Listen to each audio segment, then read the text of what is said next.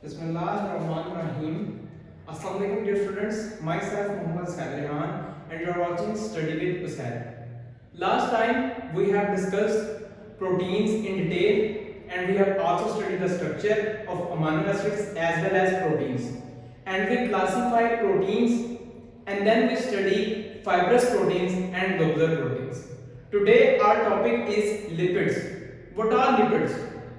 हम लिपिड्स किन किन चीज़ों को कहते हैं? बेसिकली स्टूडेंट्स रोजमर्रा जिंदगी के अंदर हम लिपिड्स को, फैट्स को, वैक्सेस को, इन सब को हम लिपिड्स में लेके आते हैं। यानी कि फैट्स हो, ऑयल्स हो, वैक्सेस हो, इन सब को हम कुल मिलाकर लिपिड्स कह देते हैं। ये असल में क्लासेस ऑफ लिपिड्स हैं। तो लिपिड्स क्या है? इनकी सिंपल सी डेफिनेशन क्या होगी? तो students lipids are basically heterogeneous group of compounds related to fatty acids. Fatty acids basically carboxylic acid को कहते हैं। आर ग्रुप लगा हो कार्बोक्सिल ग्रुप के साथ तो उनको ही फैटी एसिड्स कहते हैं। अच्छा, हेटेरोजेनस ग्रुप का मतलब क्या है?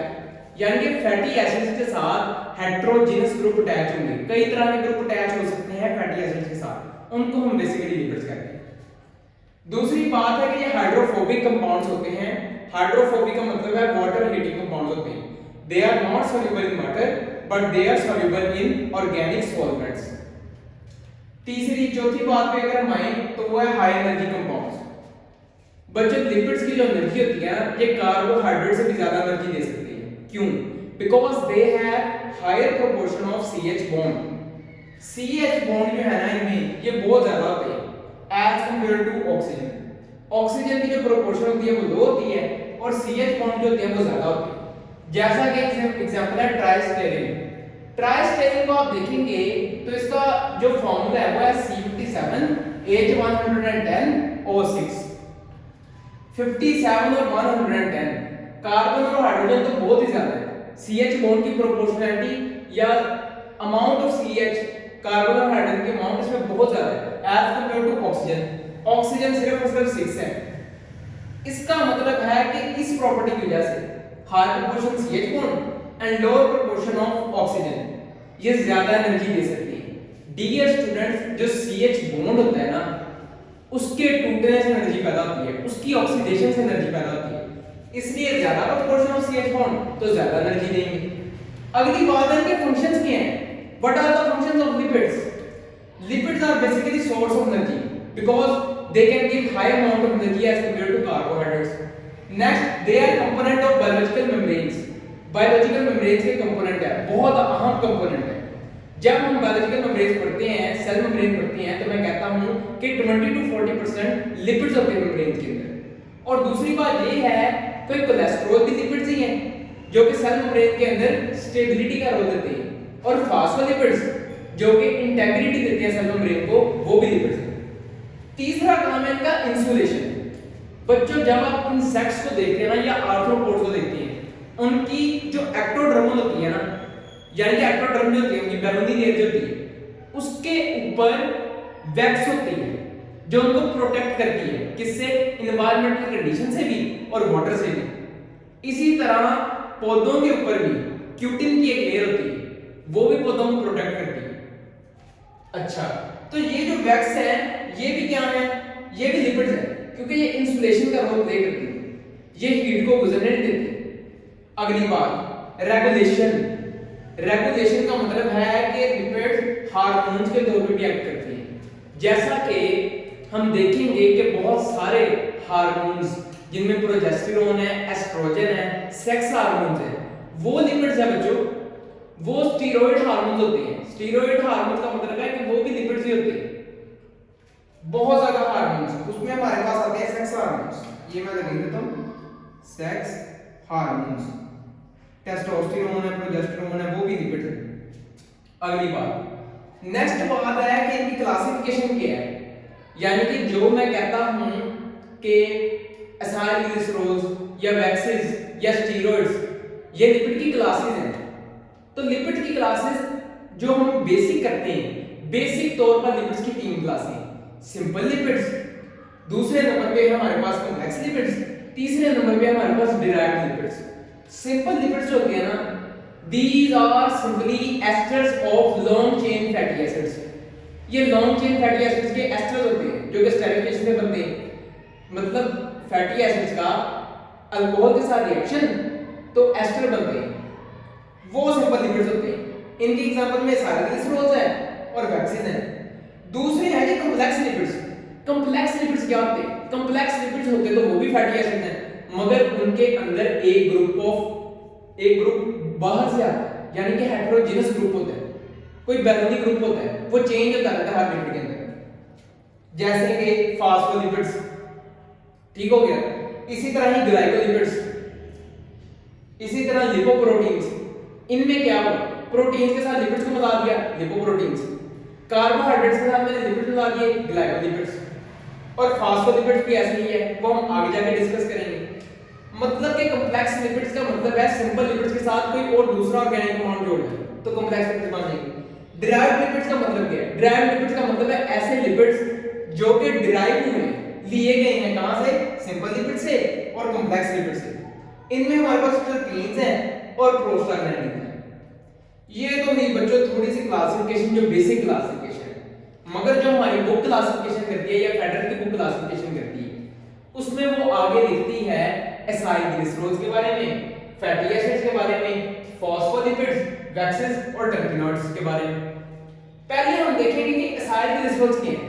Acyl glycerols most abundant lipids हैं, यानी कि सबसे ज्यादा जो लिपिड्स पाए जाते हैं वो एसाइल ग्लिसरॉल्स ही। दूसरी इंपॉर्टेंट बात एसाइल ग्लिसरॉल्स के बारे में, ये हमारी बॉडी के अंदर एनर्जी स्टोर करने का काम करते हैं। तीसरी बात है कि ये एस्टर्स होते हैं ग्लिसरॉल के और फैटी एसिड्स के। ग्लिसरॉल क्या होती है? ग्लिसरॉल होती है ट्राइहाइड्रिक अल्कोहल, यानी कि ये होती है अल्कोहल ही है, मगर इसमें 3 OH ग्रुप होते हैं।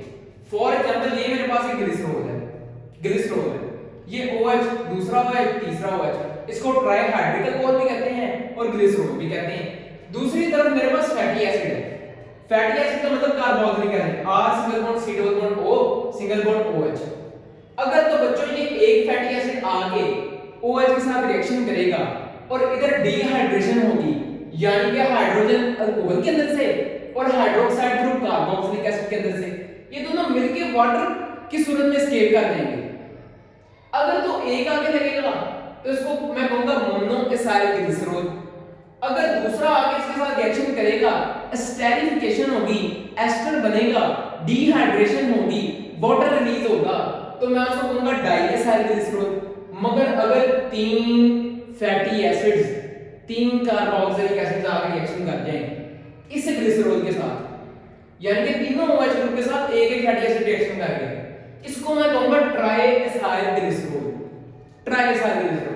और 3 वाटर के मॉलिक्यूल रिलीज होंगे, डिहाइड्रेशन सिंथेसिस होगी या कंडेंसेशन होगी। ट्राई एसाइल ग्लिसरॉल जो है ना, उसको हम न्यूट्रल लिपिड्स भी कहते हैं। इसके पीछे वजह क्या है? वजह बड़ी खूबसूरत है। वजह ये है कि जो OH ग्रुप थे ना अल्कोहल में, वो 3 थे। ट्राई एसाइल ग्लिसरॉल में वो तीनों OH ग्रुप रिएक्ट कर गए, मतलब कि अब इसके अंदर कोई OH ग्रुप बचा ही नहीं, क्योंकि तीनों रिएक्ट कर गए। OH ग्रुप नहीं बचा, इसलिए पोलैरिटी नहीं यूज होगी, इसलिए ये न्यूट्रल हो गया। OH ग्रुप के ऊपर चार्ज होता है, OH ग्रुप नहीं रहा तो वो चार्ज भी गया, तो इसलिए हम इसको न्यूट्रल लिपिड्स कहते हैं, यानी कि कोई चार्ज नहीं रहा। ट्राई एसाइल ग्लिसरॉल के ऊपर कोई चार्ज नहीं, क्योंकि कोई OH ग्रुप नहीं तो कोई चार्ज नहीं, इसलिए बुक कहती है ये न्यूट्रल लिपिड्स। अच्छा बच्चों, इधर एक ना लिंक जो बनेगा ना, यानी कि ये कार्बन ऑक्सीजन और ये रिमूव हो गया, ये वाला कार्बन भी ऑक्सीजन के साथ जुड़ गया, ये C single bond O single bond C, इसको हम कहते हैं एस्टर बॉन्ड। एस्टर बॉन्ड कहते हैं, C single bond O single bond C, ester bond. ये थे एसाइल ग्लिसरॉल जो कि नेचर में वाइड स्प्रेड और बहुत अबंडेंट है। इसकी एग्जांपल में ट्राई एसाइल ग्लिसरॉल है, जिसको हम न्यूट्रल लिपिड्स भी कहते हैं। ये एमसीक्यू बहुत दफा आता है। अगली बात है फैटी एसिड्स की। फैटी एसिड्स क्या हैं? ये बेसिकली कार्बोक्सिल ग्रुप है जिसके साथ हमने R ग्रुप अटैच किया है। R ग्रुप अल्काइल ग्रुप होता है, कार्बोक्सिल ग्रुप के साथ R ग्रुप अटैच किया तो ये हमारे पास फैटी एसिड बन गई। बहुत सिंपल सी है। Organic compound containing 1 carboxyl group, ऐसे ऑर्गेनिक कंपाउंड जिनके अंदर एक कार्बोक्सिल ग्रुप होता है। अगली बात, even number of carbon atom होते हैं। फैटी एसिड्स कंप्राइज करते हैं even number of carbon atom, यानी कि 2 4 6 8 इतने नंबर ऑफ कार्बन एटम होंगे इनके अंदर। और इसकी जो रेंज है वो है 2 कार्बन एटम से लेके 30 कार्बन एटम तक। और ये सैचुरेटेड भी हो सकती हैं, अनसैचुरेटेड भी हो सकती हैं। अनसैचुरेटेड का मतलब है इनके अंदर डबल बॉन्ड भी हो सकता है और अप टू 6 डबल बॉन्ड्स हो सकते हैं। अगर एक डबल बॉन्ड हो तो उसको हम कहते हैं ओलिक एसिड, मगर अगर ये पॉली अनसैचुरेटेड हो तो उसको हम कहेंगे लिनोलिक एसिड।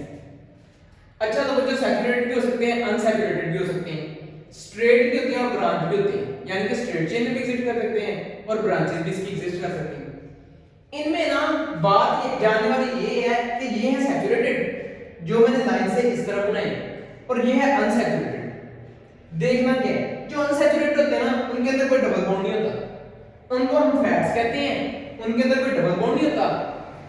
जो अनसैचुरेटेड है ये सैचुरेटेड है, सॉरी ये सैचुरेटेड है जिनको हम फैट्स कहते हैं, इनके अंदर कोई डबल बॉन्ड नहीं होता।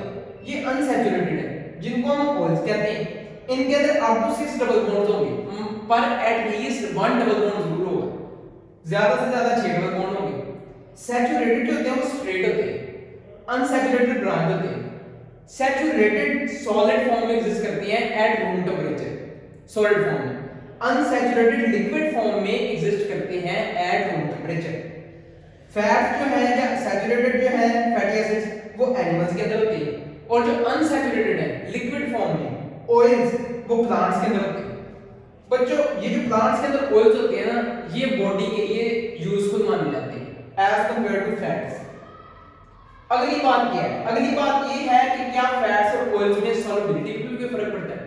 तो बच्चों एक बात आपने याद रखनी, अगर तो अनसैचुरेशन ज्यादा होगी, अनसैचुरेशन ज्यादा होगी तो मेल्टिंग पॉइंट कम होता जाएगा, अगर सैचुरेशन ज्यादा होगी तो मेल्टिंग पॉइंट बढ़ता जाएगा। ठीक हो गया। इसी तरह चेन की लेंथ अगर ज्यादा होती जाएगी तो मेल्टिंग पॉइंट बढ़ता जाएगा और सॉल्युबिलिटी इन ऑर्गेनिक सॉल्वेंट कम होती जाएगी।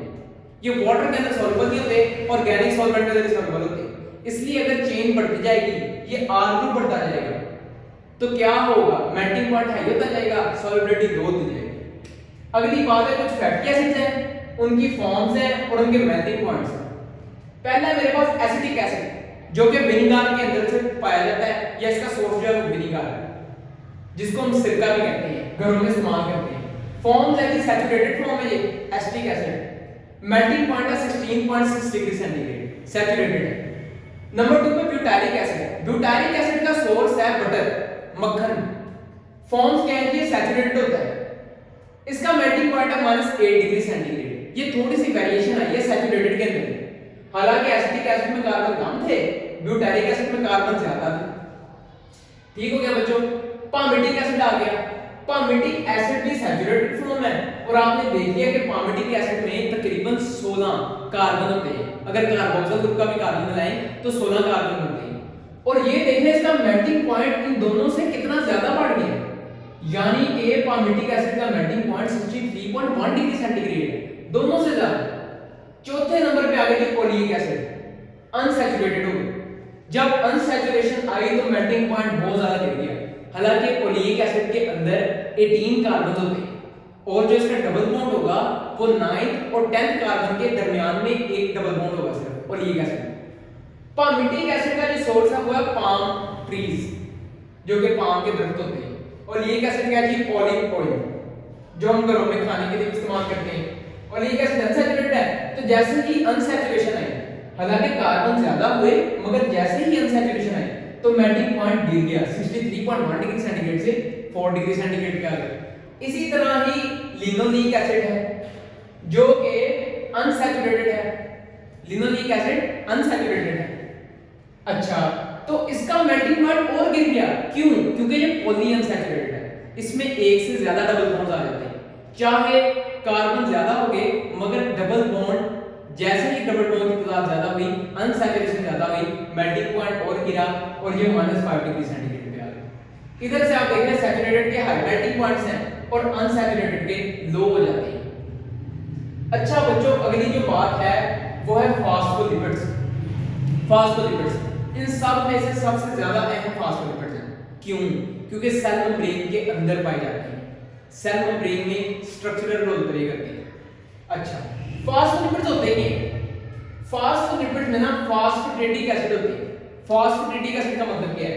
फॉस्फेटिडिक एसिड का मतलब है कि मेरे पास एक ग्लिसरॉल था, एक ग्लिसरॉल था, उसके साथ दो फैटी एसिड ने रिएक्शन कर लिया, यानी कि एक ग्लिसरॉल ये इधर दो OH के साथ दो फैटी एसिड ने रिएक्शन कर लिया और इधर O एक OH बच गया। ये जो एक OH है ना, इसके साथ फास्फेट ने आके रिएक्शन किया और जब फास्फेट ने रिएक्शन किया तो फास्फेट के ऑक्सीजन के ऊपर नेगेटिव चार्ज होता है, तो पोलैरिटी इंड्यूस होगी क्योंकि फास्फेट के O के ऊपर ऑक्सीजन के ऊपर नेगेटिव चार्ज होता है, पोलैरिटी आ गई। अब ये नेगेटिव चार्ज किसी पॉजिटिव माइनस के साथ मिलेगा, तो ये करता क्या है, ये तो हो गया फॉस्फेटिडिक एसिड का स्ट्रक्चर जिसमें ये चीजें हैं हमारे पास। अब नाइट्रोजनस बेस में तीन है हमारे पास जो बुक में लिखी है, कोलाइन, इथानॉल अमाइन और सिराइन। अच्छा, इसमें क्या होता है, होता ये है कि जो पोलैरिटी नेगेटिव वाला है ना, ये पॉजिटिव अमाइनो एसिड के साथ जाके मिल जाता है या रिएक्ट कर जाता है। फॉर एग्जांपल सबसे जो मशहूर है, फेमस है, वो है फॉस्फेटाइलकोलाइन। फॉस्फेटिडिक एसिड के साथ कोलाइन ने रिएक्शन किया और ये फॉस्फेटाइलकोलाइन बन गया, जिसको हम लेकिथीन या लेसिथीन भी कहते हैं। अच्छा बच्चों, ये तो तीन हो गए अमीनो एसिड या नाइट्रोजनस बेस जो इसके साथ रिएक्शन करती है। अगली बात, ये कुछ इस तरह का स्ट्रक्चर आप देखेंगे सेल मेम्ब्रेन के अंदर, प्लांट्स की भी, एनिमल्स की भी और फंजाई की भी, लिविंग ऑर्गेनिज्म जितने हैं जो सेल मेम्ब्रेन पोजेस करते हैं उन सारों के अंदर आप देखेंगे ये वाला स्ट्रक्चर। ये बेसिकली है क्या, ये है हेड के अंदर क्या होगा, हेड के अंदर फॉस्फेटिडिक एसिड होगा और टेल जो होती है ना, उसके अंदर फैटी एसिड होते हैं, यानी कि ये वाले, ये जो दो थे, ये दो टेल्स की सूरत में नीचे आ जाते हैं। हेड जो होता है ना, वो हाइड्रोफिलिक होता है, वाटर लविंग होता है, मगर जो टेल होती हैं, जो अंदर की जानिब धंसी होती हैं सेल की, वो होती हैं हाइड्रोफोबिक, वाटर हेटिंग। तो यहाँ पे जो टेल्स हैं, ये याद रखना है कि वो फैटी एसिड की हैं और जो हेड है वो बाकी सारा जो कुछ भी है, ग्लिसरॉल है, फॉस्फेट है और नाइट्रोजन स्पेस है, ये हेड के अंदर होता है। अच्छा बच्चों, अगली बात है वैक्सीज क्या होती है, वैक्सीज जो कि प्लांट्स के ऊपर भी इंसुलेशन का काम करती हैं और एनिमल्स की एक्टोडर्म के ऊपर, एक्सटर्नल लेयर के ऊपर भी वैक्सीज होती हैं जो कि इंसुलेशन का काम करती हैं और उनको बचाती हैं किससे, एक्सट्रीम हीट से या एक्सट्रीम कोल्डनेस से, और वाटर से भी बचाती हैं। वैक्सीज ना इनर्ट होती हैं, यानी कि ये सॉल्युबल नहीं होती वाटर के अंदर और इनर्ट होती हैं, रिएक्शन नहीं होता इनका किसी के साथ, इसीलिए तो ये इंसुलेशन का काम या इंसुलेशन का रोल प्ले करती है। अच्छा, हाईली हाइड्रोफोबिक कंपाउंड्स हैं, एक्सट्रीम तौर पे वाटर से नफरत करती है, वाटर में हालत हो ही नहीं सकती, वाटर लेवल की सरफेस पे स्टे करेगा। अच्छा, मिक्सचर किस किस चीज के है, इनमें अल्केन्स होते हैं, एस्टर्स होते हैं, कीटोन्स होते हैं और अल्कोहल्स होते हैं और फैटी एसिड्स भी होते हैं, क्योंकि अल्कोहल्स के और एस्टर्स के या अल्कोहल्स के और कार्बोक्सिलिक एसिड के रिएक्शन से एस्टर्स बनते हैं। तो यह याद रखना, इसके अंदर फैटी एसिड होते हैं, alkanes, ketones, alcohols and esters and fatty acids. ये इस चीज का मिक्सचर होता है, एक ब्लेंड टाइप होता है। अच्छा, इनमें दो तरह की क्लासेस हैं वैक्सीज की आगे, वैक्सीज नेचुरल भी होती है और आर्टिफिशियल भी होती है या सिंथेटिक जिसको हम कहते हैं, जो हम बना सकते हैं। नेचुरल में आता है कि हनीज कॉम्ब जो कि शहद की मक्खियों का छत्ता होता है, इसके अलावा क्यूटिन जो पौधों के ऊपर होती है और बी वैक्स भी नेचुरल में आती है। सिंथेटिक कौन सी है, सिंथेटिक में आती है पैराफिन वैक्स, वो सिंथेटिक है, वो हम बना सकते हैं। टर्पिनॉइड्स है जी नेक्स्ट। टर्पिनॉइड्स क्या होती हैं, these are basically polymer of isoprene units. Isoprene units का एक पॉलीमर है जिसको हम टर्पीन्स या टर्पिनॉइड्स कहते हैं। आइसोप्रीन यूनिट्स क्या होते हैं, ये बेसिकली 5 कार्बन का एक यूनिट होता है, जैसा मैंने इधर बनाया है, 2 डबल बॉन्ड है इसमें और ये एक 5 कार्बन का मजमू है, एक यूनिट है जिसको हम आइसोप्रीन यूनिट कहते हैं। अगर 2 आइसोप्रीन यूनिट मिलेंगे ना, 2 आइसोप्रीन यूनिट मिलेंगे तो एक मोनोटर्पीन बनेगा। 2 आइसोप्रीन यूनिट्स मिले, एक मोनोटर्पीन बनेगा जिसको हम मेंथोल कहते हैं। इसी तरह 4 आइसोप्रीन यूनिट्स मिलेंगे तो एक डाइटरपीन बनेगा। डाइटरपीन के एग्जांपल विटामिन ए एंड फाइटोवोल्टेन जो कि हमने क्लोरोफिल में पढ़ी, C20H39 फाइटोवोल्टेन, ये डाइटरपीन है। 4 आइसोप्रीन यूनिट्स के मजमूए से बने। ट्राइटरपीन 6 हमारे पास आइसोप्रीन यूनिट्स थे या आइसोप्रीन नॉट्स थे जो आपस में मिले और उन्होंने ट्राइटरपीन बनाए। ट्राइटरपीन की एग्जांपल है एम्ब्रीन। इसी तरह ही बच्चों जब मोर देन 40 आइसोप्रीनॉल यूनिट्स मिले, मोर देन 40 आइसोप्रीनॉल यूनिट्स मिले, तो वो एक पॉलीटरपीन बना देते हैं। पॉलीटरपीन में हमारे पास एग्जांपल है नेचुरल रबर, नेचुरल रबर पॉलीटरपीन की एग्जांपल, जब मोर देन 40 आइसोप्रीनॉल यूनिट्स आपस में मिल जाए। अगली बात क्या है, अगली बात छोटा सा इंट्रोडक्शन प्रोस्टाग्लैंडिन्स का। इसके एमसीक्यूज तो नहीं आता प्रोस्टाग्लैंडिन्स के बारे में, पूछना तो नहीं है मगर फिर भी आपको पता होना चाहिए। प्रोस्टाग्लैंडिन्स हमारी बॉडी के अंदर लोकल हार्मोन के तौर पे एक्ट करते हैं और ये डिराइव होते हैं किससे, एराकिडोनिक एसिड से, एराकिडोनिक एसिड से डिराइव होते हैं और act as local hormone in human body. ये करते क्या है, हमारे ब्लड प्रेशर को रेगुलेट करते हैं और हमें अगर बुखार हो जाए हमें बुखार करवाते हैं, इंड्यूस फीवर।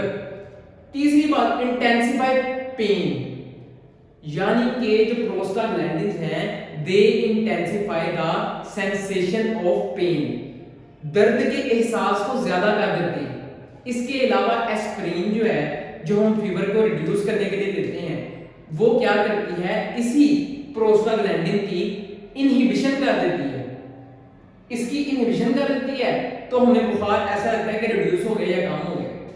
अच्छा बच्चों, फैट्स और ऑयल्स के बारे में एक और बात याद रख दें, इनकी जो स्पेसिफिक ग्रेविटी होती है ना, स्पेसिफिक ग्रेविटी वो 0.8 होती है, क्योंकि इनकी स्पेसिफिक ग्रेविटी 0.8 वाटर से कम है, इसलिए they usually float on water. अगर तो इनकी ज्यादा होती तो वाटर ने इसके ऊपर फ्लोट करना था, मगर नेचर में क्या होता है, इनकी स्पेसिफिक ग्रेविटी 0.8 है जो कि वाटर से कम है, इसलिए फैट्स और ऑयल्स वाटर के ऊपर तैरते हैं। अच्छा बच्चों, ये आज था हमारा लिपिड्स का टॉपिक। नेक्स्ट टाइम हम न्यूक्लिक एसिड पढ़ेंगे कि आरएनए और डीएनए है क्या, और साथ ही कॉन्जुगेटेड मॉलिक्यूल्स भी पढ़ेंगे।